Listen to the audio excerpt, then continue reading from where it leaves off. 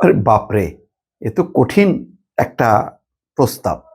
সেটা হচ্ছে ঋণ খেলাপি যারা, তাদের নাম ছবি প্রকাশ করা এবং বিদেশ যাত্রায় নিষেধাজ্ঞা দেয়া। এটা করতে চায় ব্যাংকগুলো। ব্যাংকগুলো সাফারার, তো ব্যাংকগুলো তাদের ঋণ খেলাপিদের নাম ছবি প্রকাশ করবে পত্রপত্রিকায়, মিডিয়াতে।